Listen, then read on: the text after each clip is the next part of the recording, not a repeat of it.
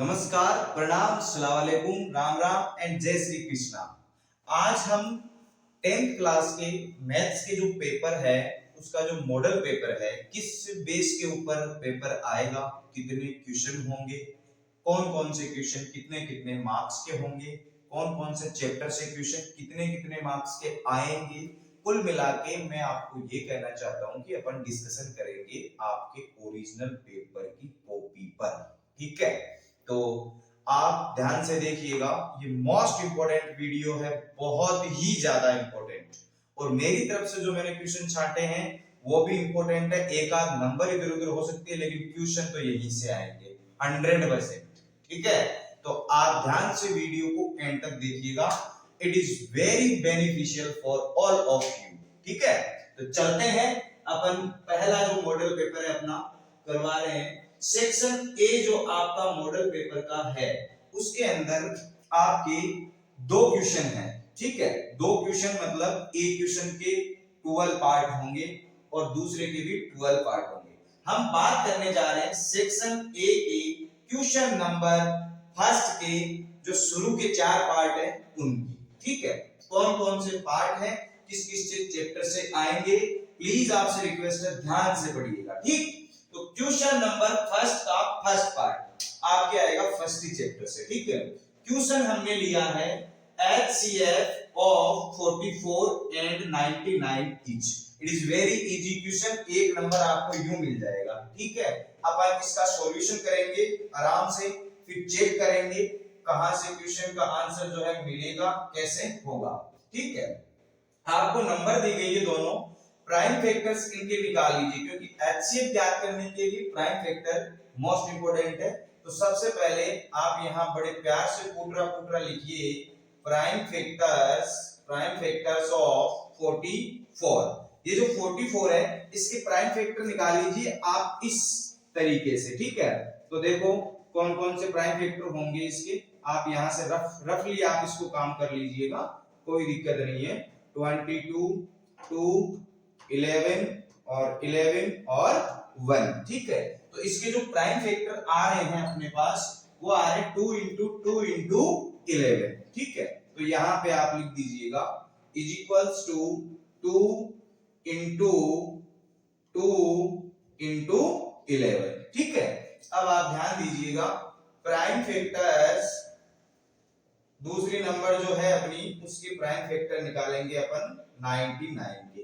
तो 99 के जो प्राइम फैक्टर होंगे वो क्या होंगे, 3 into, यहां आराम से आप कर लीजिएगा, अगर आपको कैलकुलेशन हार्ड लगती है तो इसमें 33 टाइम जाएगा, इसमें जाएगा 11 टाइम और इसमें जाएगा 1 टाइम, कुल मिला के 3 into 3 into 11 आएगा। ठीक है, अब आप ध्यान दीजिएगा, HCF का मतलब होता है हाईएस्ट कॉमन फैक्टर। दी गई नंबर्स के आपने जो भी फैक्टर निकाले हैं उनमें से एक ऐसा फैक्टर जो उन दोनों नंबर्स के फैक्टर में मौजूद हो और हाईएस्ट हो, मतलब बड़ा हो। ठीक है, यहां देखिए 2 इसमें है लेकिन इसमें नहीं है, 2 इसमें है लेकिन इसमें नहीं है, 3 इसमें है लेकिन इसके प्राइम फैक्टर्स के अंदर नहीं है। यहां कॉमन जो फैक्टर आ रहा है वो आ रहा है 11। ठीक है, तो यहां आप लिखोगे HIGEST, highest common factor. Highest common factor जो होगा आपका क्या होगा, 11। ये हाईएस्ट कॉमन फैक्टर जो है वो इसकी फुल फॉर्म है, तो आप यहाँ पे HCF भी लिख सकते हो, कोई बड़ी बात नहीं है। यहां आप लिख सकते हो HCF ऑफ 44 एंड 99 इज 11। ये आपका परफेक्ट आंसर है, क्योंकि आप देखते ही तो पता लगा नहीं सकते, आपको कैलकुलेशन रफ में करनी पड़ेगी, आपकी कैलकुलेशन होगी ये। बहुत मोस्ट इंपोर्टेंट क्वेश्चन है, ध्यान से देखिएगा। तो HCF 11 आ गया। इन चारों ऑप्शंस में से A, B, C और D में 11 कहां है, B के ऊपर है, मतलब हमारा B ऑप्शन जो है वो क्या होगा, राइट होगा। हम चलते हैं इसकी सेकंड पार्ट की तरफ। सेकंड पार्ट बोल रहा है zeros of 4x square plus 4xr। इस इक्वेशन के जीरोज क्या होंगे? जीरोज आप जानते होंगे शून्य। This is a quadratic equation, द्विघात समीकरण, और इसके फैक्टराइजेशन मेथड से आप क्या निकालोगे? जीरोज निकालोगे। हम करते हैं सॉल्यूशन इसका बड़े प्यार से। इक्वेशन आपको दिया गया है 4x square plus 4x is equals to आप क्या मान लोगे?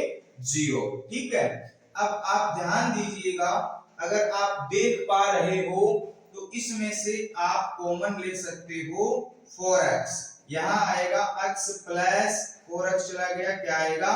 1 इज इक्वल्स टू क्या आ जाएगा?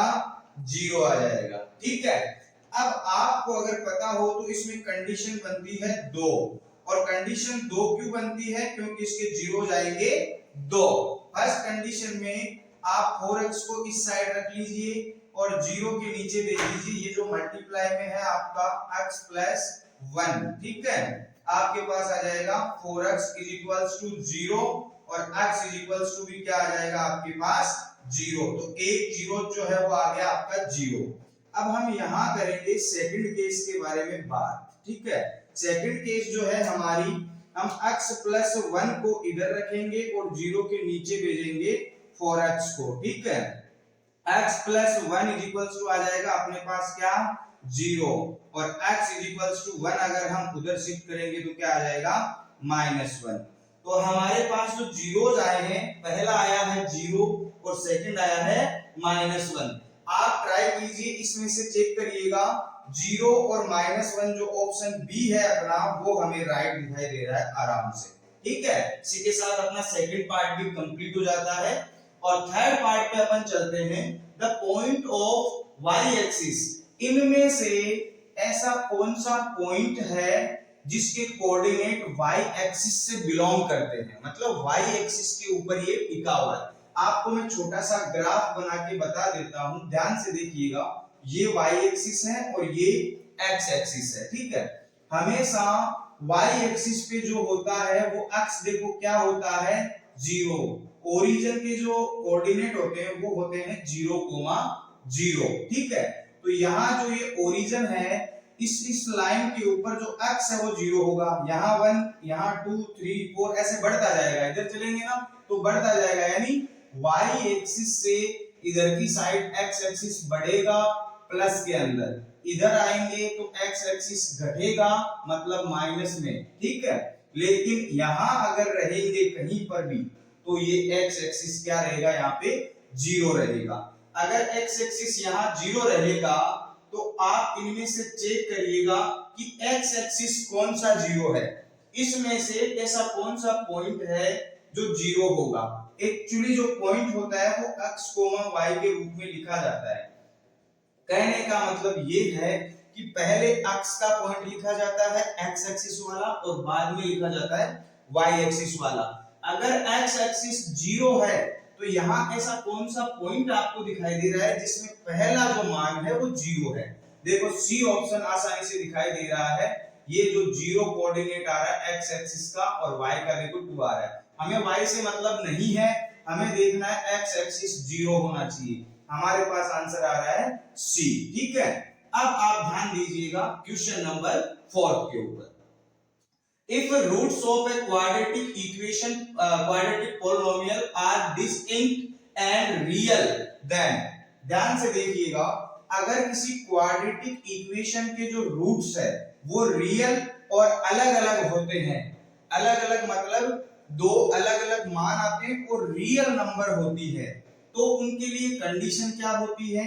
आप चेक कीजिएगा, b स्क्वायर माइनस 4ac यानी डिस्क्रिमिनेंट जो होता है अपना वो लेस देन 0 होता है, या फिर बराबर 0 होता है, या फिर ग्रेटर देन 0। सॉरी, यहाँ पे ग्रेटर देन 0 है और यहाँ फिर ये कंडीशन होगी। इन चारों में से आपको बताना है।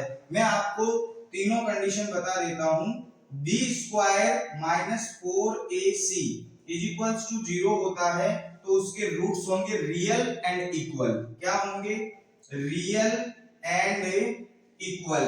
ठीक है, और अगर b स्क्वायर माइनस 4ac होता है लेस देन 0 तो यहां नॉट रियल रूट्स यानी रूट जो है वो रियल नहीं होंगे, ठीक है।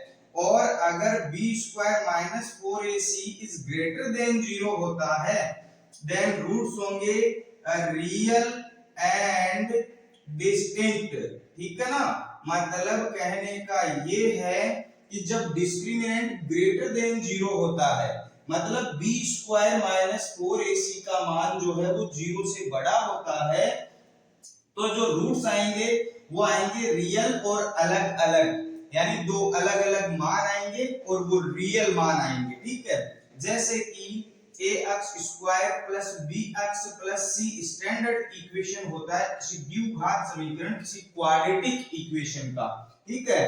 तो यहां से आप b स्क्वायर माइनस 4ac की वैल्यू निकालिए, उसको चेक करिए कि वो ग्रेटर देन 0 आ रही है, लेस देन 0 आ रही है और इक्वल टू 0 आ रही है। यहाँ क्वेश्चन ये भी पूछ सकता है कि रियल और इक्वल होंगे तो कंडीशन कौन सी होगी, और अगर रियल रूट नहीं है तो कंडीशन कौन सी होगी। इसमें हमें पूछा है कि रियल और अलग अलग है तो कंडीशन कौन सी होगी, तो बेटा कंडीशन होगी b square minus 4ac is greater than 0, ठीक है। कहने का मतलब ऑप्शन सी में जो लिखा गया है वो हमारा इसका होगा राइट आंसर।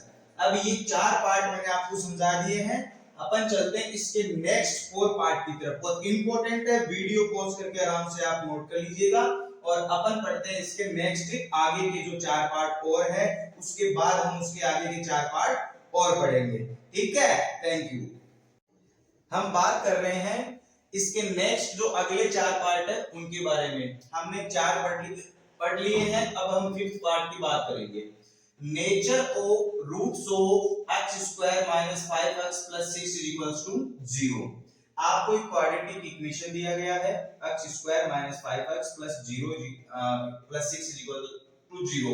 इसके जो रूट्स निकलेंगे उनका जो नेचर है वो नॉट रियल होगा, रियल एंड डिस्टिंक्ट होगा, रियल एंड इक्वल होगा, नन ऑफ द अबव, चारों में से कोई नहीं होगा, ठीक है। अपन करते हैं इसका सॉल्यूशन, ठीक है। इक्वेशन हमें दिया गया है x square minus 5x plus 6 is equals to 0।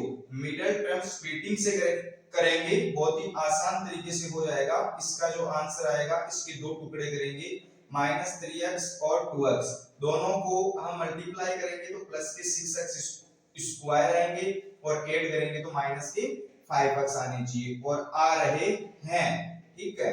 इनमें से हम कॉमन ले लेंगे x माइनस 3 बच जाएगा, यहां से हम कॉमन ले लेंगे माइनस का 2, x माइनस 3 बच जाएंगे इज इक्वल्स टू क्या आ रहा है 0 आ रहा है, ठीक है। इन दोनों में से कॉमन क्या आ रहा है x माइनस 3, बच क्या रहा है x minus 2 is equals to 0। अब ध्यान से देखिएगा, अपन यहाँ पे कंडीशन अप्लाई करते हैं फर्स्ट केस में अपन मानेंगे x minus 3 is equals to 0, ठीक है। अपने पास आ जाएगा x इज इक्वल्स टू 3। हम बात कर रहे हैं सेकंड केस की। सेकंड केस में दूसरे वाला जो फैक्टर आया है x माइनस 2, इसके बराबर आप 0 मान लीजिएगा, अपने पास आंसर आ जाएगा x इज इक्वल्स टू 2। एक आ गया x इज इक्वल्स टू 2, एक रूट जो है वो आ गया अपना 3, ठीक है। तो ये जो 2 और 3 है बिल्कुल रियल नंबर है, 2 और 3 बिल्कुल अलग अलग नंबर है, तो रियल एंड डिस्टिंक्ट इसका जो बी ऑप्शन है वो हमारा राइट आंसर होगा, ठीक है। अपन पढ़ते हैं 6th 11th term of the AP दी गई है अरिथमेटिक प्रोग्रेशन, उसका आपको 11th टर्म निकालना है, -3 -1/2 और 2, ठीक है। अपन निकालते हैं, हम जानते हैं we know that, हम जानते हैं for nth term of an AP, किसी AP का nth टर्म निकालते हैं तो हम ये जानते हैं कि an is equals to a plus n minus 1 into d होता है, ठीक है। तो यहाँ पे अपन को 11th निकालना है तो फॉर्मूला हो जाएगा a11 is equals to a plus 11 minus 1 into d। अब यहाँ पे a जो है वो फर्स्ट टर्म होता है मतलब -3, d जो होता है वो कंटिन्यू दो टर्म्स का डिफरेंस होता है। डिफरेंस यहाँ से आप कोई से भी दो टर्म उठा लीजिए, जैसे 2 ले लिया, जस्ट इसके पहले वाला टर्म्स इसमें से क्या करना है, माइनस करना है, ठीक है। मतलब a3 माइनस a2, ये d की वैल्यू निकाल के देता है अपन को। अपन यहाँ रफली d की वैल्यू निकाल लेते हैं, d equals to 2 minus minus plus 1/2, answer आ जाएगा अपने पास 5/2 आ जाएगा इसका आंसर, ठीक है। मतलब d की जो वैल्यू है वो अपने पास आएगी 5/2, ठीक है। यहाँ सारी वैल्यूज रख दीजिएगा, a की जो वैल्यू है वो है -3 प्लस, ठीक है, इसकी जो वैल्यू आएगी वो आएगी 10 इंटू डी जो है अपना क्या आया था 5/2 आ गया था, ठीक है। यहाँ a11 is equals to -3 plus 2 से 10, 5 टाइम 5 को 5 से करेंगे 5 × 25, 5 5 जा 25, ठीक है, ये हो गया अपना 25। अब ध्यान से देखिएगा कि अपने पास जो नेक्स्ट स्टेप आई है वो आई है a11 is equals to 25 minus 3। आप a प्लस b लिखो चाहे b प्लस a लिखो, कोई बड़ी बात नहीं, माइनस का 3 है, माइनस का 3 है, प्लस का 25 है, प्लस का 25 है। कुल मिला के आपको मैं ये कहना चाहता हूं कि इसका जो 11th टर्म आएगा वो कितना आ जाएगा आपके पास 22। आप चेक कीजिए इनमें से कौन सा ऑप्शन है, फिर से इसका बी ऑप्शन राइट आ रहा है अपना, ठीक है। उम्मीद कर रहा हूं आपको बड़े प्यार से समझ में आ रहा है। अब आपको दिया गया है सेवंथ क्वेश्चन का अपन सॉल्यूशन करेंगे। जो आपको दिया गया है हम उसको लिखेंगे बड़े प्यार से, given that tan theta is equals to √3, ठीक है। तो tan थीटा के अंदर √3 कौन से tan की होती है, tan 60 की होती है। अगर tan थीटा बराबर tan 60 then theta is equals to कितने डिग्री, 60 डिग्री। तो यहाँ बड़ा सिंपल सा इक्वेशन है, एक नंबर आप आराम से ले जाओगे और आंसर आ जाएगा इसका ऑप्शन सी 60 डिग्री, ठीक है। अब क्वेश्चन नंबर 8 ध्यान से देखिएगा, if the shadow of a tree of height 10 metre is 10 √3 metre then the angle of elevation of the sun will be, क्या होगा। ये बोल रहा है किसी 10 मीटर लंबे पेड़ की जो छाया है वो है 10 √3 मीटर, तो एंगल ऑफ एलिवेशन क्या होगा। ध्यान से समझिएगा, ये मान लो पेड़, ये मान लो छाया, ये नीचे वाली जो है वो छाया है, मतलब AB जो है वो पेड़ है और BC जो है वो छाया है, ठीक है। ये बोल रहा है कि 10 मीटर हाइट वाले किसी पेड़ की छाया 10 √3 मीटर है, तो एंगल ऑफ एलिवेशन क्या होगा। ये पेड़ है 10 मीटर लिख दीजिएगा यहाँ पे, और ये इसकी छाया है तो इसको लिख दीजिएगा आप 10 √3 मीटर, 10 √3 मीटर। अब ध्यान दीजिएगा, आपको सन का एंगल ऑफ एलिवेशन निकालना है, मतलब इस थीटा को आपको निकालना है। तो आपको जो लाइंस आपको दी गई है इस थीटा के जस्ट सामने की साइड जो होती है वो क्या होती है अपनी परपेंडिकुलर, ये क्या हो जाएगा बेस, और ये क्या हो जाएगा हाइपोटेनस। अब आपको जो दिया गया है, मतलब जो दो लाइंस दी गई है ये और ये, इनमें संबंध क्या होता है, इनमें आपको संबंध चेक करना है। तो परपेंडिकुलर और बेस में संबंध होता है tan, तो tan theta is equals to अपने पास आएगा perpendicular upon base, perpendicular upon base. यहाँ परपेंडिकुलर कितना है मेरे शेरों 10, बेस कितना है 10 √3, हमारे पास 10 से 10 कैंसिल और 1/√3 जो है वो आंसर आ जाएगा, ठीक है। अब ध्यान से देखिएगा √3 को कैसे कन्वर्ट करेंगे थीटा के अंदर, जैसे ये क्वेश्चन हमने अभी इसके ऊपर किया है, बहुत ही आसान। हम जानते हैं कि tan theta is equals to 1/√3 है, तो हमारे पास आएगा tan theta is equals to 1/√3 tan में होती है 30 डिग्री की मान, 30 डिग्री की होती है, तो थीटा इज इक्वल्स टू हो जाएगा अपना 30 डिग्री। मतलब जो एंगल ऑफ एलिवेशन ये आ रहा है ये कितना होगा 30 डिग्री। ऑप्शन डी जो है वो हमारा होगा राइट ऑप्शन। ठीक है, बहुत ही प्यारे छोटे छोटे क्वेश्चन है, सिर्फ एक एक मिनट के। आप ध्यान दीजिएगा, आपके 24 नंबर कंप्लीट हो जाएंगे पहले और दूसरे क्वेश्चन के। अभी इस पार्ट में हम आपको पहला क्वेश्चन बताएंगे सेक्शन ए का पूरा। इसके 8 पार्ट हमने आपको बता दिए हैं और हमें बहुत भयंकर वाला भरोसा है कि आपने बहुत अच्छे से इनको समझा है। अपन पढ़ते हैं अब इसके नेक्स्ट जो 4 पार्ट बचे हुए हैं उनको। नेक्स्ट जो अपने आगे के लास्ट फर्स्ट क्वेश्चन के जो 4 पार्ट और बचे हुए हैं उनको पढ़ते हैं। जो 9th पार्ट है वो हमें ये बोल रहा है ratio of radius of two circles is 2:3, then the ratio of their areas. Area का रेशियो क्या होगा?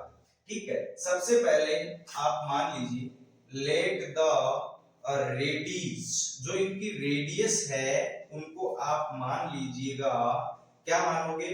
R1 और R2। बहुत ही सिंपल, आप कुछ भी मान सकते हो, R1 एंड R2। तब आपको क्या दिया गया है, यहां लिखोगे आप given that आपको दिया गया है R1 upon R2 is equals to 2/3। Area of circle, area of circle क्या होता है? CIRCLE क्या होता है आपके पास? पाई आर स्क्वायर। और इनका जो रेशियो होगा एरिया का वो क्या आएगा अपने पास? पाई R1 square upon pi R2 square. ठीक है, ध्यान से देखिएगा, पाई से pi cancel, R1 upon R2 का होल स्क्वायर भी लिख सकते हो। R1 अपॉन R2 कितना दिया गया है? 2/3 का whole square.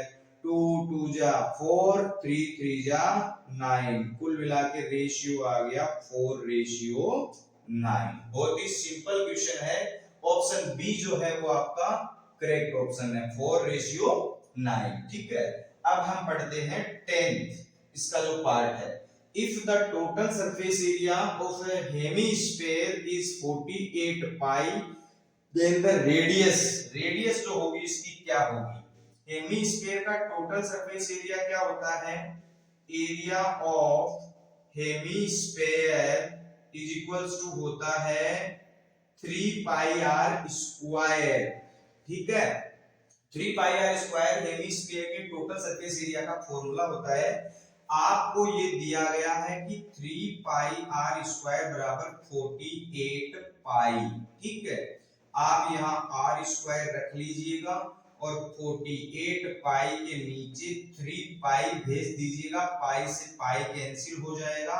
Are square is equals to 16 मतलब 16 जो है इसकी वैल्यू आ जाएगी। ठीक है, और अपना आ जाएगा r square is equals to 16, then r is equals to √16 और आर मतलब रेडियस जो है वो अपनी क्या आ जाएगी? कितनी आ जाएगी? 4 आ जाएगी। अगर यहाँ सेंटीमीटर है तो यहाँ भी सेंटीमीटर आ जाएगा। ठीक है, बहुत ही सिंपल सा क्वेश्चन है, आराम से वीडियो देखो, सब कुछ समझ में आ जाएगा। Mean of first 10 natural numbers, first 10 even natural numbers की बात कर रहा है। मीन का जो फॉर्मूला होता है वो आप जानते होंगे, इसको अक्स बार से नोटिस किया जाता है, डिनोट किया जाता है। अब जो फर्स्ट 10 इवन नंबर्स है 2 + 4 + 6 + 8 + 10 + 12 + 14 + 16 + 18 + 20, आप देखिएगा 1 2 3 4 5 6 7 8 9 और 10, कितनी हो गई ये सारी की सारी? 10 हो गई है। ठीक है, अपॉन कितनी नंबर्स है ये 10 है, इनका योग ऊपर आएगा सम और 10 आ जाएगा नीचे। आप निकाल लीजिएगा, ध्यान से देखिएगा। 4 2 6 6 6 12 12 8 20 10 30 12 42 और 14 56 और 16 72 और 18 90 और 20 कितने हो जाएंगे? 110 अपॉन 10। आंसर जो है 10 का डिवाइड 110 में करेंगे, अपने पास आ जाएगा 11। कौन सा ऑप्शन राइट है अपना? C option. ठीक है, क्वेश्चन नंबर 12 पे चलते हैं। फर्स्ट क्वेश्चन का लास्ट पार्ट है ये 12 पार्ट। ठीक है, ये आ रहा है if a die is thrown once then the probability of getting a prime number, आपको पता होना चाहिए कि डाई के अंदर जो है वो नंबर्स कितने लिखे होते हैं 1 to 6। तो यहाँ पे आप क्या लिखोगे टोटल आउटकम्स, यानी जो टोटल रिजल्ट आ सकते हैं, पॉसिबल जो रिजल्ट है वो क्या होंगे 6। कौन कौन से 1 2 3 4 5 और 6। ठीक है। रिक्वायर्ड आउटकम, रिक्वायर्ड आउटकम मतलब आपको जो चाहिए वैसे आउटकम कितने हैं, हमें चाहिए प्राइम नंबर के अंदर आउटकम। प्राइम नंबर कौन कौन सी होगी 1 से लेके 6 के बीच के अंदर प्राइम नंबर होगी एक 2, एक 3 और एक होगी 5। टोटल प्राइम नंबर कितनी है 3 है। 2 जो है वो स्मॉलेस्ट प्राइम नंबर है। क्वेश्चन आपको ऐसे भी पूछा जा सकता है what is the smallest prime number. 2 जो है वो सबसे छोटी अभाज्य संख्या होती है। तो यहाँ पे आएगा जो रिक्वायर्ड आउटकम्स है वो 3 होंगे। कौन कौन से 2 3 एंड 5। ठीक है, ये हो गई अपनी रिक्वायर्ड आउटकम्स। अब आपको पता होगा जो प्रोबेबिलिटी का फॉर्मूला होता है वो होता है अपना required outcomes upon total outcomes. चलो यहाँ पे लिख दो टोटल आउटकम्स। टोटल आउटकम्स कितने हैं यहाँ लिखिएगा, ये देखिए चेक कीजिए 6, और जो रिक्वायर्ड है वो कितने हैं 3 है। 1 upon 3 answer, sorry 1 upon 2 answer आएगा। 3 के अंदर 3 का 1 टाइम, 6 के अंदर 2 टाइम, ये आपका करेक्ट आंसर होगा इसका। और यहाँ देखिए 1 अपॉन 2 कौन से ऑप्शन में आ रहा है, ए में आ रहा है, मतलब ऑप्शन ए जो है वो हमारा राइट ऑप्शन होगा। इसी के साथ सेक्शन ए का फर्स्ट क्वेश्चन और उसके 12 जो 12 भाग है वो एक एक नंबर के 12 नंबर आपके यूं चुटकियों में आ जाएंगे अगर आपने इस टाइप के क्वेश्चन स्कोर कर लिए, प्रैक्टिस कर ली तब। नमस्कार, हम बात करेंगे हमारे जो मॉडल पेपर है फर्स्ट, उसमें सेक्शन ए के सेकंड क्वेश्चन के बारे में। अपन ने फर्स्ट क्वेश्चन के जो है वो टोटल पार्ट पढ़ लिए अच्छे से, जिसके 12 पार्ट थे 12 है। बहुत ही प्यार से उम्मीद करता हूं मैंने आपको समझाए हैं। और अब हम बात कर रहे हैं सेकंड क्वेश्चन के जो 6 पार्ट है, fill in the blanks type है, बहुत ही आसान। आप देखिएगा इनका विद रीजन हम सॉल्यूशन करते हैं। तो इसका जो फर्स्ट पार्ट है वो है product of LCM and HCF of two number is blank to the product of number. ठीक है, ये ऐसे बोलना चाह रहा है कि किन्हीं दो नंबर्स के एलसीएम और एचसीएफ का मल्टीप्लाई बराबर होता है किसके, उन नंबर के प्रोडक्ट के बराबर होता है। कहने का मतलब ये है कि अगर number if A and B are two numbers, हम मान के चल रहे हैं कि ए और बी कोई दो नंबर है, तो हम इनको ऐसे लिख सकते हैं कि a into b is equals to इन दोनों का एलसीएम इंटू इन दोनों का एचसीएफ। मतलब दोनों नंबर को आप चाहे मल्टीप्लाई करो और चाहे इनका एलसीएम और एचसीएफ निकाल के उनको मल्टीप्लाई करो, दोनों की जो वैल्यू आएगी वो क्या आएगी, इक्वल आएगी। तो यहाँ पे अपन क्या लिखेंगे, अनइक्वल नहीं लिख के हम लिखेंगे इक्वल। ठीक है, तो ये जो आंसर है इसमें आएगा हमारा इक्वल। ठीक है, अब इसका जो सेकंड पार्ट है वो बोल रहा है in a right angle triangle hypotenuse का स्क्वायर जो है वो खाली स्थान मींस ब्लैंक के स्क्वायर प्लस परपेंडिकुलर। अब यहाँ पे आएगा क्या, परपेंडिकुलर आएगा या फिर बेस आएगा। हम क्या जानते हैं by Pythagoras theorem. Pythagoras theorem आपने बहुत अच्छे से पढ़ी होगी। पाइथागोरस थ्योरम हमें ये बोलती है किसी राइट एंगल ट्राइंगल में हाइपोटेनस जो है हमारी सबसे लॉन्गेस्ट साइड, कर्ण जिसको बोलते हैं, उसका स्क्वायर बेस के स्क्वायर व परपेंडिकुलर के स्क्वायर के सम के बराबर होता है। तो जाहिर सी बात है इसके थ्रू यानी पाइथागोरस थ्योरम के थ्रू हम यहाँ जो लिखेंगे वो आएगा हमारा बेस। ठीक है, बहुत ही छोटे छोटे क्वेश्चन है, एक एक नंबर के बहुत ही आसानी से आपके खूब सारे नंबर आ जाएंगे। ठीक है, लास्ट में देखो हमारा थर्ड पार्ट है वो है कोसेक 90 माइनस थीटा। तो ये तो हम बड़े अच्छे से जानते हैं कि हमारा जो कोसेक 90 माइनस थीटा है वो किसके बराबर होता है, सेक थीटा के बराबर। ठीक है, ये तो आपको कोई भी पूछ सकता है। इसके अलावा आपको यहाँ ये भी पूछ सकते हैं कि साइन 90 माइनस थीटा किसके बराबर होगा, कोस 90 माइनस। तो जो साइन 90 माइनस थीटा होता है वो कोस थीटा के बराबर, कोस 90 माइनस थीटा हो जाएगा साइन थीटा के बराबर। टेन कोट के और कोट टेन के, सेक कोसेक के और कोसेक सेक के। तो जाहिर सी बात है यहाँ पे जो आएगा हमारा आएगा सेक थीटा। क्या आएगा, सेक थीटा। ठीक है, अब इसके 3 पार्ट और बचे, उनको पढ़ते हैं। जो अपना फोर्थ पार्ट है सेकंड क्वेश्चन का, वो है an angle in semi circle is. Semi circle होता है ना, जो जैसे माना कि हमारा ये कोई सर्किल है, ठीक है। सेमी सर्किल मतलब इसके अंदर एक ऐसा व्यास जो होता है उसको आधे आधे दो बराबर भागों में बांट देता है, मतलब 2 पार्ट कर देता है इसके, ठीक है ना। तो ये जो मान लो सेमी सर्किल है, इसके अंदर अगर आप कोई भी एंगल बनाते हो लाइक दिस, यहाँ ऐसा टच करता है इसको, मतलब जैसे इसकी एक एंगल की खासियत होती है कि आप इस सेमी सर्किल पर कोई भी एंगल बना लो कहीं पे भी, ठीक है, जैसे आपकी मर्जी, जहां आपकी मर्जी। जो ये एंगल है, ये दोनों कॉर्नर जो है इस व्यास के, यानी डायमीटर जो है उसके दोनों जो कॉर्नर है यहाँ पे दोनों छोर इसको छूना चाहिए। ये जो एंगल होगा ना, ये हमेशा राइट एंगल होता है, मतलब 90 डिग्री का होता है। तो यहाँ पे अपन क्या लिखेंगे, वो एंगल कौन सा होगा, अपना राइट एंगल होगा। कौन सा होगा, राइट एंगल। हमेशा सेमी सर्किल में बना एंगल राइट एंगल होता है, 90 डिग्री उसकी वैल्यू होती है। फिफ्थ पार्ट बोल रहा है मीन ऑफ नंबर्स 2 4 3 5 1, इन दोनों में से इसका मीन क्या होगा। तो मीन आप जानते होंगे, जो मीन का फॉर्मूला है वो क्या होगा, सम ऑफ नंबर्स, यानी जो भी आपको दी गई है उनका sum, and number of given number, जो भी आपको नंबर दी जाती है उसके बारे में अपन बात करेंगे कि कितनी नंबर आपको दी गई है, ठीक है। तो यहाँ पे इसका सम करिएगा 2 + 4 + 3 + 5 + 1, और ये है कितनी 1 2 3 4 और 5, ठीक है।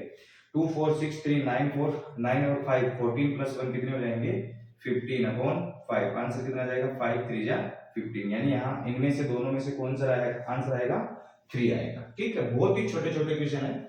Maximum value of probability of PE, किसी भी काम के होने की जो अधिकतम प्रायिकता होती है, मैक्सिमम जो प्रोबेबिलिटी होती है 1 होती है, उससे ज्यादा प्रोबेबिलिटी किसी काम के होने की नहीं होती। कहने का मतलब अगर कोई काम होगा तो वो 100% होगा, और नहीं होगा तो फिर वो नहीं होगा।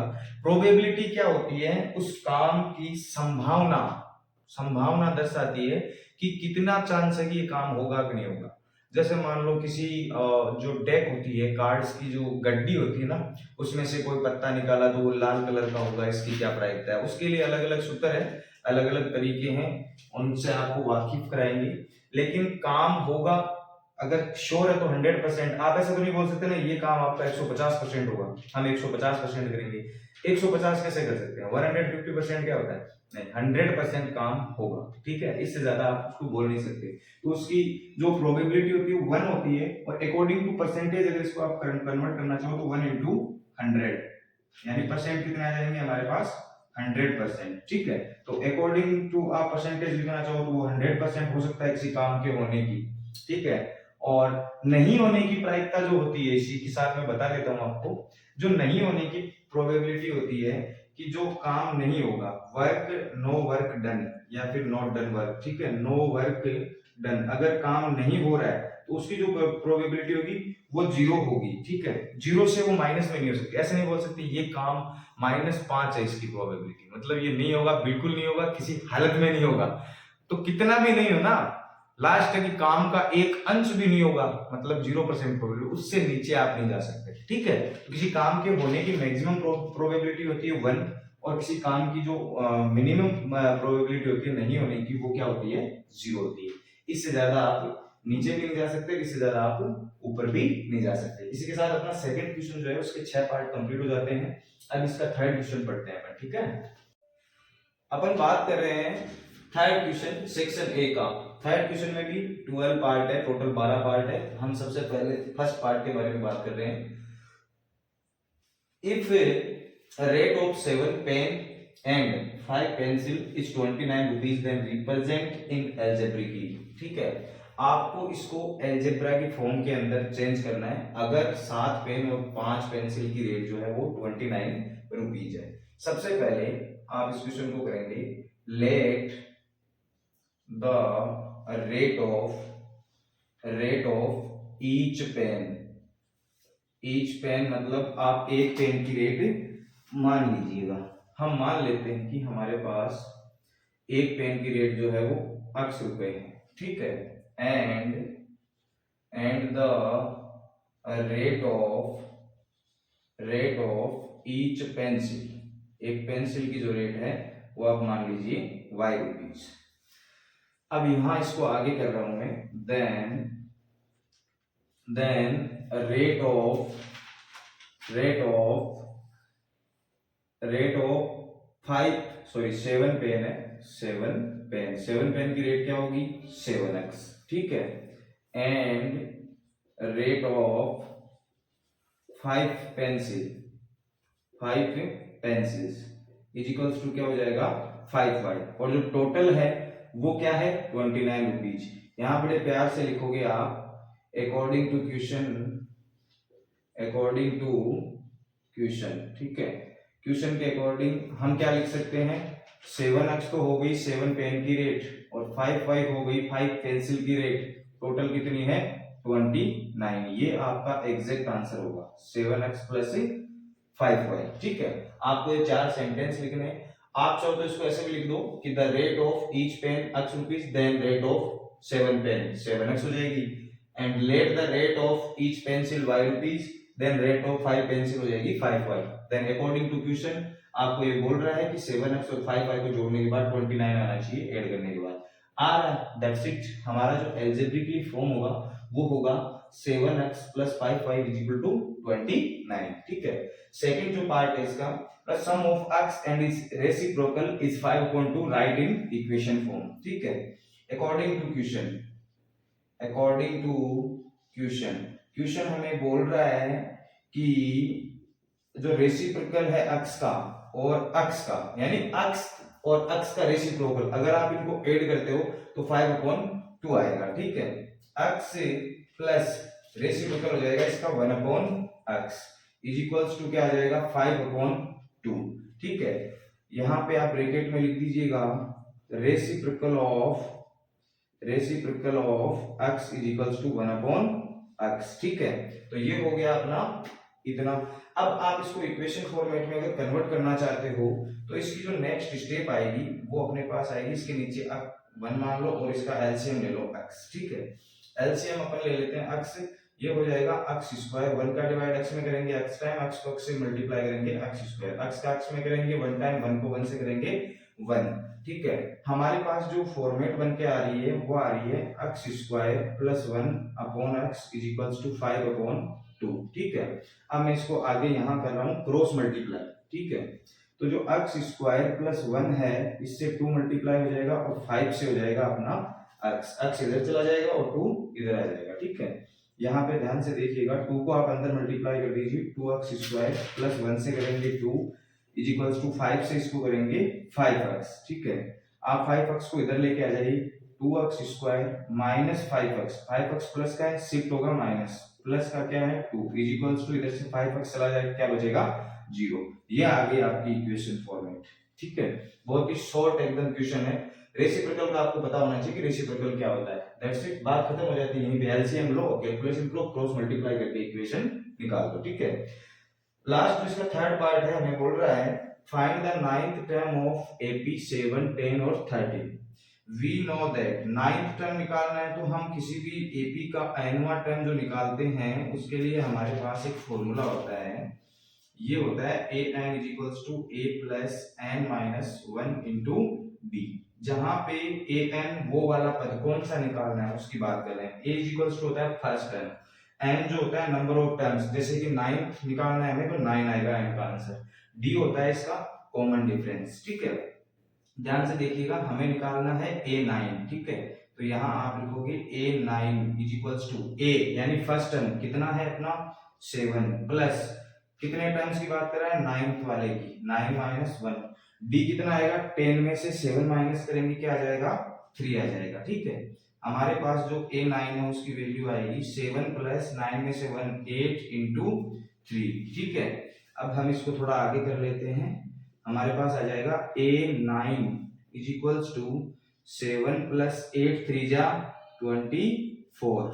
ठीक है, A9 इज इक्वल्स टू 7 और 24 कितने होते हैं, 31। जो इसका नौवां पद आएगा, नाइन्थ जो टाइम आएगा वो आएगा अपने पास 31। बहुत ही सिंपल और आसान क्वेश्चन है, आप आराम से वीडियो पॉज करके नोट कर लीजिएगा। अपन पढ़ते हैं इसके आगे के पार्ट।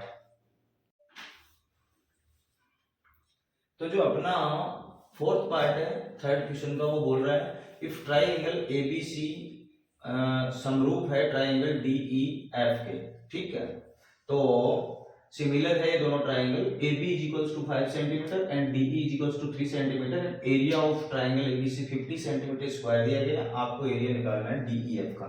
एक छोटी सी चीज आपको याद रखनी है, हम यहाँ पे एक चीज जानते हैं और वो ये जानते हैं, we know that if two triangle are similar then, आप क्या लिख सकते हो, यहाँ पे लिखो आप area of triangle ABC upon area of triangle DEF is equals to, इसकी जो संगत भुजाएं होती है, कोरस्पॉन्डिंग जो साइड होती है, उनके जो रेशियो होता है, यानी उनका जो मान होता है, उसके ऊपर स्क्वायर लगा दो इन दोनों के एरिया के रेशियो के बराबर। ये हमारा एक फॉर्मूला है, आप आराम से समझ जाओगे। यहाँ पे आप लिख सकते हो ये जो AB है अपॉन उसकी साइड कौन सी है, DE है, इसका स्क्वायर, ये दोनों बराबर होते हैं। ठीक है, तो अब देखो ध्यान से, अगर ऐसा है तो आपको इसका एरिया दिया गया है कितना, 50 सेंटीमीटर अपॉन इसका एरिया, आप सीधा सीधा लिखो एरिया ऑफ ट्राइंगल DEF, आपको नहीं दिया गया है, इज इक्वल्स टू आपको AB दी गई है 5 अपॉन आपको ये दी गई है 3। इन दोनों का आप स्क्वायर कर दो, यहाँ पे स्क्वायर फॉर्मूले के अंदर है, सीधी सी बात है। यहाँ पे देखो ध्यान से, आपके पास आ जाएगा 50 upon area of triangle DEF, sorry DEF। ठीक है, इज इक्वल्स टू 5 × 25, 5 5 जा 25, 3 3 जा 9। ठीक है, अब जो हमारी नेक्स्ट स्टेप आएगी, इसको आप क्रॉस मल्टीप्लाई कर दीजिएगा, तो एक साइड आ जाएगा area of triangle DEF into कितना है 25 इज इक्वल्स टू, एक साइड आ जाएगा 50 इंटू 9। अब जो नेक्स्ट स्टेप आएगी अपनी, वो आ जाएगी, ध्यान से देखिएगा, area of triangle DEF is equals to, यहाँ जो 25 मल्टीप्लाई में है 25, वो उधर जाएगा तो 50 इंटू 9 के नीचे चला जाएगा। ठीक है, यहाँ लिख सकते हो 50 इंटू 9 अपॉन 25, ये इससे 2 टाइम्स कट रहा है और 2 9 जा क्या आएगा आपके पास 18 सेंटीमीटर स्क्वायर। अब जो एरिया होगा DEF ट्राइंगल का, वो हमारे पास क्या जाएगा 18 सेंटीमीटर स्क्वायर आ जाएगा। सिंपल सी बात है, आप याद रखना इस चीज को। ठीक है, बहुत ही प्यारा क्वेश्चन है। फिफ्थ क्वेश्चन बोल रहा है if angle A is less than 90 degree and angle B is less than 90 degree then sin A बराबर cos B, ये आपको दिया गया है। देन प्रूव दैट, प्रूफ करना है A plus B is equals to 90। ठीक है, आपको जो दिया गया सबसे पहले आप उसको लिखिए, given that sin A is equals to cos B। अब एक चीज ध्यान से देखिएगा, अपन इसको चेंज कर रहे हैं, sin A is equals to, इसको हम लिख रहे हैं sin 90 माइनस B, क्योंकि हम जानते हैं sin 90 minus theta is equals to होता है cos थीटा। ठीक है, कंप्लीमेंट्री एंगल्स, तो ट्रिग्नोमेट्रिक रेशियोज की कंप्लीमेंट्री एंगल्स के फॉर्मूले उनकी बात कर रहा हूं। इसको हमने ये लिखा है sin 90 माइनस थीटा, थीटा यहाँ क्या है B, इसको आप लिख सकते हो cos थीटा। देखो ध्यान से, cos थीटा लिखते हो, इसको लिख दिया cos B, क्योंकि यहाँ थीटा है यहाँ B है, बस कोई फर्क नहीं है, B और थीटा एक ही चीज है। जो क्वेश्चन बोल रहा है हमने वो मान लिया है। अब ट्रिग्नोमेट्री जो फंक्शन सेम है दोनों साइड, तो इनके एंगल भी आप सेम मान सकते हो, मतलब A इज इक्वल्स टू हो जाएगा 90 माइनस B। ठीक है, हमारे पास एक स्टेप निकल के आई है, A is equals to 90 minus B। अब आप एक काम करो, B को इधर लेके आ जाओगे तो प्लस का हो जाएगा A plus B is equals to 90। ठीक है, ये हो जाता है अपना प्रूफ। अपन ने जो प्रूफ करना था a plus B is equal to 90, हमारे पास आ गया a plus B is equal to 90। बहुत ही आसान क्वेश्चन है, वीडियो पॉज करके नोट कर लीजिएगा। अपन पढ़ते हैं इसके नेक्स्ट पार्ट। सिक्स पार्ट जो है अपना वो हमें बोल रहा है कि evaluate sine square 60 plus cos square 30। बहुत ही सिंपल क्वेश्चन है एकदम, आपको सिर्फ वैल्यू निकालनी है, यहाँ पे वैल्यू जो पुट करनी है। तो साइन 60 की जो वैल्यू होती है वो होती है √3/2, इसका क्या करना है आपको स्क्वायर, प्लस कोस 30 की भी वैल्यू क्या होती है √3/2, इसका भी क्या करना है आपको स्क्वायर। नेक्स्ट स्टेप, इस दोनों का स्क्वायर करेंगे ऊपर आ जाएगा √9, नीचे आ जाएगा 4, इसका करेंगे √9, नीचे आ जाएगा 4, ठीक है। नेक्स्ट स्टेप, √9 की वैल्यू होती है 3/4, सेम टू सेम 3/4, आप एलसीएम ले लीजिएगा, दोनों का क्या आएगा 4 आएगा, आंसर आ जाएगा 3 + 3, ठीक है। ये हो जाएगा 6/4, और 6/4 दोनों 2 से डिवाइड हो रहे हैं, मतलब 3/2, इसका आंसर आपके पास में आ जाएगा। बहुत ही प्यारा और छोटा सा क्वेश्चन है, ठीक है। अब हमको बोल रहा है सेवंथ पार्ट कि write the value of x according to the figure. ये जो फिगर दिया गया उसके अकॉर्डिंग हमें x की वैल्यू निकालनी है, यानी हमें परपेंडिकुलर निकालना है। अगर ये ट्रायंगल हम मान के चलते हैं कि ABC है, तो यहाँ पे आप ध्यान दीजिएगा, we know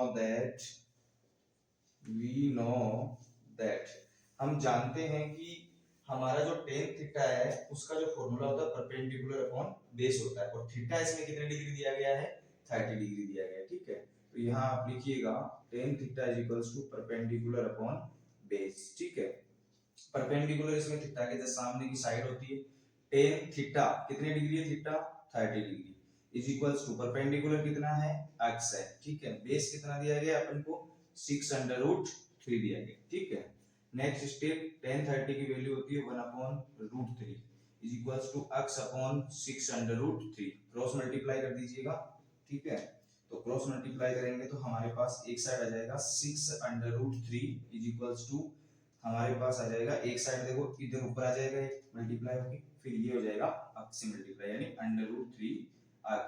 √3 से √3 या तो ये मल्टीप्लाई में आप नीचे भेज के वैसे कट कर दो, या फिर आप इधर लाके ऐसे कट कर दो, कोई दिक्कत वाली बात नहीं है। x इज इक्वल्स टू कितना आ जाएगा आपके पास 6 सेंटीमीटर। अगर ये सेंटीमीटर में है तो सेंटीमीटर, मीटर में है तो मीटर में, जो भी ये यूनिट में होता है वो यूनिट आपको वहां लगा देनी है। सिर्फ tan थीटा का फॉर्मूला आपको परपेंडिकुलर अपॉन बेस पता होना चाहिए, और आपको ये पता होना चाहिए परपेंडिकुलर कौन सी साइड होगी और बेस कौन सी साइड होगी, ठीक है। परपेंडिकुलर थीटा जो होता है उसके जस्ट सामने की साइड होती है हमेशा, ठीक है। आंसर आ गया अपना 6 सेंटीमीटर।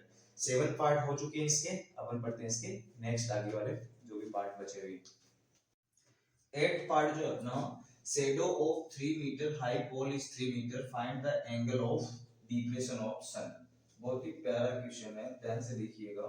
ये बोल रहा है कोई 3 मीटर कोई लंबा खंबा है, पोल है, ठीक है 3 मीटर, ठीक है, और इसकी जो हाइट होगी 3 मीटर, और इसकी जो छाया है वो भी कितनी है 3 मीटर। आपको एंगल ऑफ डिप्रेशन बताना है। एंगल ऑफ डिप्रेशन मतलब आपको इस थीटा को निकालना है, ठीक है। आप मान लीजिए इस ट्रायंगल को ABC, ठीक है। अब अगर थीटा ये है तो इसके जस्ट सामने की साइड होगी परपेंडिकुलर, मतलब BC जो है वो इसमें क्या होगा परपेंडिकुलर, और ये क्या है बेस, ठीक है। परपेंडिकुलर और बेस में क्या कनेक्शन होता है, किसमें होता है tan थीटा के अंदर वो कनेक्शन होता है, ठीक है। और यहाँ बड़े प्यार से लिखिएगा, we know that हम जानते हैं tan theta is equals to perpendicular upon base, ठीक है। और tan थीटा जो है अपना वो हमें दिया नहीं गया, हमें फाइंड करना है परपेंडिकुलर, इसके अकॉर्डिंग हमारा क्या होगा BC होगा, ठीक है, अपॉन AB जो है वो हमारा क्या होगा इसमें बेस होगा, ठीक है। अब यहाँ देखिएगा tan theta is equals to BC कितनी है 3, और ये भी कितना है AB 3 है, ठीक है। तो हमारे पास जो tan थीटा की वैल्यू आएगी वो आ जाएगी 1, 3/3 मतलब क्या होता है 1 होता है। अब tan थीटा में हमारे जो 1 है वो होती है tan 45 डिग्री की वैल्यू, ठीक है। तो थीटा हमारा क्या आ जाएगा 45 डिग्री, यानी एंगल ऑफ डिप्रेशन जो है वो कितना आ जाएगा अपने पास 45 डिग्री आ जाएगा। यहाँ पे बड़े प्यार से लिख दीजिएगा एंगल ऑफ डिप्रेशन क्या आ जाएगा आपके पास ऑफ सन, सन का जो एंगल ऑफ डिप्रेशन है वो कितने डिग्री का आ जाएगा 45 डिग्री। बहुत ही प्यारा क्वेश्चन है। जो 9th है हमारा वो है centre of circle in given figure is O। ये जो फिगर दिया गया है इसमें जो सेंटर ऑफ सर्किल है वो क्या है, O है। AB and AC are tangent of circle, स्पर्श रेखाएं हैं इसकी, ठीक है। इफ OA, O से लेके A तक की दूरी 10 centimetre and OB is equals to 6 centimetre, यहां से लेके ये पॉइंट ऑफ कांटेक्ट जो है इस तक की दूरी, then find the length of AC, हमें लेंथ ऑफ AC निकालनी है, ठीक है। देखो यहाँ आपको एक चीज बता देता हूं मैं, किसी सर्किल की कोई बाहर के बिंदु से किसी आउटर पॉइंट से अगर हम कोई दो स्पर्श रेखाएं डालते हैं तो वो हमेशा क्या होती है, बराबर होती है, उनकी जो लेंथ है वो क्या होगी, बराबर। तो यानी AB बराबर AC, यहाँ आप लिखिए वी नो दैट, हम जानते हैं कि AB बराबर क्या होगा, AC होगा। टेंजेंट यहां लिख दीजिएगा आप, tangent of circle, CIR, circle from outer point, किसी बाह्य बिंदु से जो सर्किल के ऊपर टेंजेंट जाते हैं, तो उनकी जो लेंथ होती है वो क्या होती है, बराबर होती है। नाउ अब इन ट्राइंगल AOB, और जो सेंटर होता है उससे आप पॉइंट ऑफ कांटेक्ट के ऊपर ये ड्रॉप डालते हो, ये हमेशा 90 डिग्री पे जाती है। कितने डिग्री पे जाती है, 90 डिग्री पे, ठीक है। तो ये हो गया एक राइट एंगल ट्राइंगल, यहाँ आप यूज करते हो पाइथागोरस थ्योरम, ठीक है। ट्राइंगल AOB में पाइथागोरस थ्योरम हम यूज करेंगे, तो हमारे पास देखो राइट एंगल के सामने ये तो होगा हाइपोटेनस, मतलब हाइपोटेनस का square is equals to base का स्क्वायर प्लस परपेंडिकुलर का स्क्वायर, ठीक है। तो हमारे पास जो है हाइपोटेनस वो कितना है, 10, उसका स्क्वायर प्लस हमारा जो बेस है इधर 6 सेंटीमीटर है, इसको आप स्क्वायर कर दीजिएगा, इज इक्वल्स टू आएगा यहाँ पे, और जो AB है वो हमारे पास है नहीं, ठीक है, तो AB का स्क्वायर। अब ध्यान से देखिएगा, AB के स्क्वायर के बराबर अपने पास आ जाएगा 100 माइनस 6 जा 36, 36, तो AB square is equals to अपने पास आ जाएगा 64, और AB इज इक्वल्स टू आ जाएगा अंडर रूट 64, ठीक है। अब अंडर रूट 64 आ रहा है हमारे पास, AB इज इक्वल्स टू, ठीक है, तो 64 का जो AB स्क्वायर नहीं sorry AB is equals to 64 आ रहा है अंडर रूट के अंदर, तो AB बराबर 64 का जो स्क्वायर रूट होता है वो कितना होता है, 8, तो हमारे पास जो AB की वैल्यू आएगी वो आ जाएगी 8 सेंटीमीटर। अब देखिए ध्यान से, AB बराबर AC बराबर 8 सेंटीमीटर, क्योंकि AB और AC क्या है, बराबर है, क्योंकि किसी बाहर के बिंदु से टेंजेंट अगर हम सर्किल पे डालते हैं तो वो दोनों टेंजेंट लेंथ में बराबर होती है। ये एक थ्योरम है, आपको जब चैप्टर पढ़ाऊंगा तो मैं बताऊंगा, बाकायदा आपने पढ़ी होगी, ये थ्योरम है, इसको सिद्ध करना पड़ता है कि किसी बाह्य बिंदु से वृत्त के ऊपर डाली गई स्पर्श रेखाओं की लंबाई क्या होती है, बराबर होती है, ठीक है। तो हमारा जो इसका आंसर आएगा वो कितना आ जाएगा, 8 सेंटीमीटर, ठीक है। अब इसके जो 3 पार्ट और बचे हैं, 10th 11th और 12th, वो पढ़ते हैं अपन, ठीक है। 10th पार्ट जो है अपना थर्ड क्वेश्चन का, वो है draw a line segment of 5 centimetre and bisect it. कोई 5 सेंटीमीटर लंबी आपको लाइन बनानी है और उसको बाइसेक्ट करना है। आप ध्यान से देखिएगा, यहाँ पे अपन लिखेंगे सबसे पहले point, draw a line segment of 5 centimetre, ठीक है। तो यहाँ पे 5 सेंटीमीटर लंबी हम मान लेते हैं ये कोई लाइन सेगमेंट है, ठीक है। अब आप ध्यान से देखिएगा, हम जब किसी लाइन सेगमेंट के दो बराबर टुकड़े करते हैं तो आपको क्या करना है, प्रकार के अंदर पेंसिल डालनी, और उस लाइन सेगमेंट का लगभग आधे से ज्यादा होना चाहिए, आधे से ज्यादा आप कितना भी खोल सकते हो, ठीक है ना, कोई मैटर नहीं करता है, जितनी आपकी मर्जी आप खोल लीजिए, लेकिन आधे से ज्यादा खोलना है, ठीक है। आधे से ज्यादा खोल के आप किसी एक पॉइंट पे रखिए यहाँ पे, और ऐसे एक आर्क काट दीजिए, लाइक दिस, ऐसे मान लो हमने काट दिया, ठीक है। सेम टू सेम आप ऊपर की तरफ काट रहे हो, सेम टू सेम आपको नीचे भी एक आर्क काट देना है, ठीक है। अब प्रकार को बिना हिलाए हुए इसको इस पॉइंट पे रखिए, मान लीजिए पॉइंट ए और बी है, और फिर वापस से ऐसे करिए, यहाँ से काट दीजिए और इसको यहाँ से काट दीजिए, ठीक है। ये जो दो इंटरसेक्टिंग पॉइंट आ रहे हैं आप इनको मिला दीजिए, ये जो सेंटीमीटर होगा, सॉरी ये जो लाइन सेगमेंट होगा ये बराबर दो टुकड़ों के अंदर कट जाएगा, मतलब ये हो जाएगा 2.5 सेंटीमीटर और ये भी हो जाएगा 2.5 सेंटीमीटर, ठीक है। तो इसको अगर आप लिखना चाहो तो ऐसे लिख सकते हो कि टेक, इसको आपको ले लेना है मेन जो सेंटर पॉइंट है, take A is centre, cut an arc is greater than half of line segment A B, यानी कि ए से आधे से ज्यादा के ऊपर एक आर्क काटिए, ठीक है, upper the line segment, up side यानी ऊपर की साइड, and same cut an arc under the line segment, नीचे की तरफ काट दीजिए। सेम टू सेम आपको बी को पॉइंट मानते हुए ले लेना है, ठीक है। Take centre point B, cut an arc at the same length, same length मतलब प्रकार को जो बोला हुआ है यहाँ पे upper side and down side, join the point up point and down point to get required रेखाखंड के जो टुकड़े हैं रिक्वायर्ड सेगमेंट या रिक्वायर्ड पार्ट, जो भी आपको पार्ट चाहिए तोड़े हुए उनको आप दोनों पॉइंट्स को क्या कर देंगे, मिला देंगे। बहुत ही सिंपल और आसान है, ठीक है। क्वेश्चन नंबर 11 तो बोल रहा है if angle of major segment of a circle is 250 degree then find the angle of minor sector, ठीक है। we know that, हम जानते हैं कि आपको एक चीज बताना चाहता हूं मैं, पहले आप ध्यान से देखिएगा। ये मान लीजिए कोई सर्किल है, ठीक है, इस सर्किल के अंदर ये हमारा एक सेक्टर है, इसको तो आप जानते ही होंगे। इसमें जो ये एंगल होता है ये होता है अपना माइनर सेक्टर का एंगल, यानी छोटा सेक्टर है। अब जो बाकी टुकड़ा बचा है ये वाला जो एंगल है ये होगा मेजर सेक्टर का एंगल। आप इतना तो अंदाजा लगा सकते हो कि दोनों का जो एंगल का योग होगा वो कितना होगा, एक राउंडेड एंगल कितना, 360 डिग्री, ठीक है। तो यहाँ पे आप लिखिए angle of major sector plus angle of minor sector is equals to कितना होता है, 360 डिग्री। ये आप जानते हो एंगल ऑफ मेजर सेक्टर आपको दिया गया है 250 डिग्री प्लस एंगल ऑफ, ये आपको नहीं दिया गया है, माइनर सेक्टर, ठीक है, माइनर सेक्टर या फिर स्मॉल सेक्टर, जो भी छोटा आपका त्रिज्या खंड है उसकी बात कर रहे हैं अपन, ठीक है।